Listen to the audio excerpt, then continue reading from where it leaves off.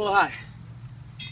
When you get your Solar Cities version of your Pusheen mold, that's the one that does 4, 6, or 10 cubic meter digesters for the same molds, you will have something that we call the conforming ring. And the conforming ring, the company was wonderful enough to design for us so that if we used only the 4 cubic meter, we could take a perfect circle by coming where this gap is and covering the gap with the conforming ring and bolting it in. And then by the time that you when you tighten all these together, because this curvature is unviolent, then it would force this to conform. And that would give you the perfect circle that would let you then lay in your cover plates, these plates in here, which would go in.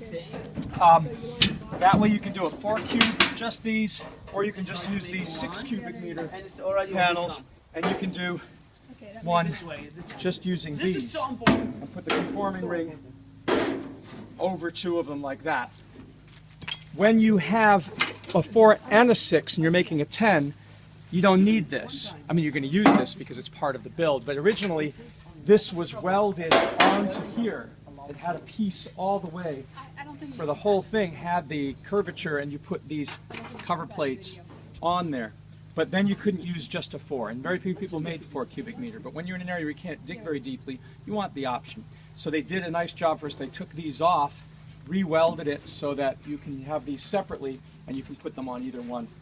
And so that's what the conforming ring does. Now, when they come shipped, the conforming rings are in pieces, 16 conforming ring pieces, and there are 16 shoulder plate pieces. And we have to bolt these on. We bolt them on, and this is going to be a permanent thing for us. We will never take these apart again. We use this as a single piece, and then this will be what then goes over the gap, like this. So, which is a one-time thing for the shipping. It'll come apart, and you do that. So they do have some washers in here. Normally we don't take the time to use washers with the bolts because we're going to be taking them apart. But in this case, we want to tighten this down and make it a single piece, so I'm using the washer there. And it's not so hard to do. A single person can do it. It's always easier to work in teams, of course.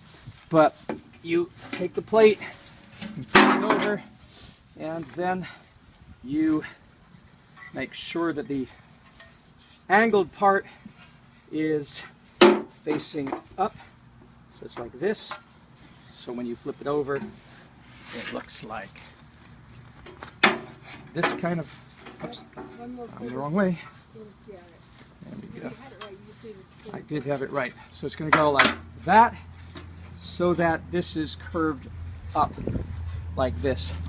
And then bring it down and put your washer and your bolt and stick that through, and